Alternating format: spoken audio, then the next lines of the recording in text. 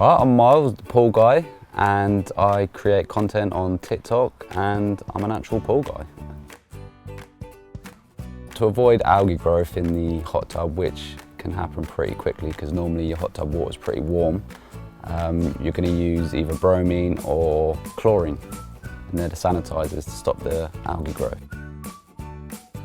For hot tubs, you don't really use algaecide because you normally empty them every 3 months or so. So if you just keep on top of the sanitizer levels, chlorine or bromine, then you're not really going to get a problem with algae. So I do this for customers, full cleans every 3 months on their hot tubs, and I'll flush it out, cleaning all the pipes inside, cleaning the filters. It's a bit of a process, so it's always best to call out a professional. But yeah, every 3 months, drain it down, fresh water, and start again. So to clean your filter, I'll do this every week or every 2 weeks at least.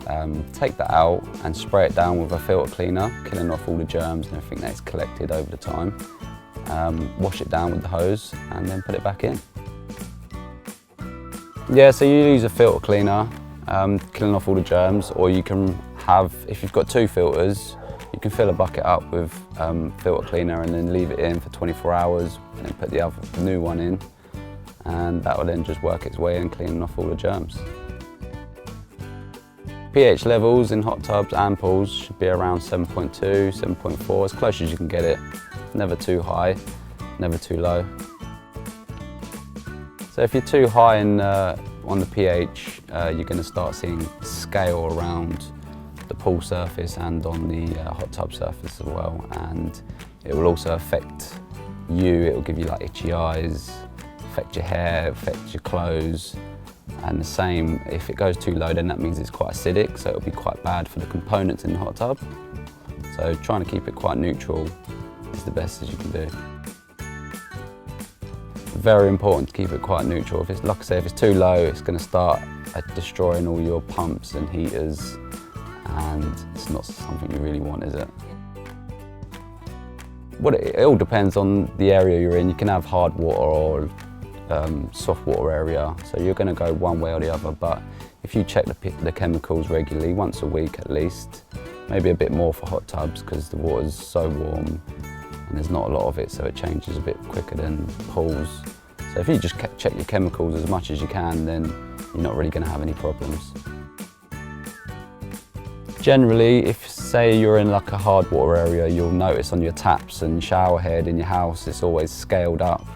And just as soon as you test your water in your hot tub, you're going to know, obviously if it says it's too high or it's too low, that's generally the way it's going to go. So there's a particular brand that I use and it's called Blue Horizon. And there's a whole range of chemicals. You can get cheap chemicals and you can get expensive ones, but at the end of the day, you get what you pay for. So I'd go around the middle sort of range, not too expensive, not too cheap, and you'll be okay. Personally, I like to use the floating dispensers, so you can get small tablets which you put in the floating dispensers, because I don't check my hot tub every day because I'm working on pools and hot tubs, so normally when I come home I just sort of avoid it, but I use the dispenser, which is good as well. If you go away on holiday, you can just leave it floating around because then the chlorine dissolves a lot slower, so then it will last a lot longer, so it helps you out. So best flooring for your hot tub, basically you just want a level ground. If you've got a hard shell hot tub like this one, you're going to want like a concrete base. And then if you've got like an inflatable hot tub, you're going to want something nice and soft because you're going to be sitting on the floor then. So you get like foam mats from BiGDUG. They'll be perfect for underneath inflatable hot tubs. So the best temperature to have your hot tub is so different for everyone. Like mine during the summer, I like to keep it nice and cool because obviously if it's hot like it is now, it's not that enjoyable to jump in a hot tub at 39 degrees. And like I said earlier, I do use my hot tub in the winter, and when it is freezing cold outside, I like to have it really hot at like 39 degrees Celsius.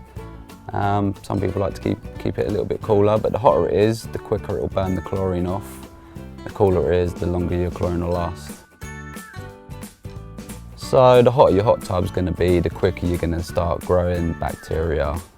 Like I said, the chlorine will burn off a lot quicker. So you want to test the chemicals a lot more, especially if you've got the hot tub a lot higher on temperature.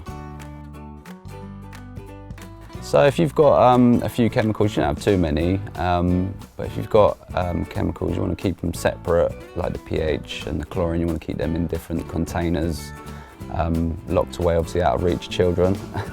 But yeah, keep all chlorine and pH separate. Recommend the BiGDUG clear boxes to keep all your chemicals in.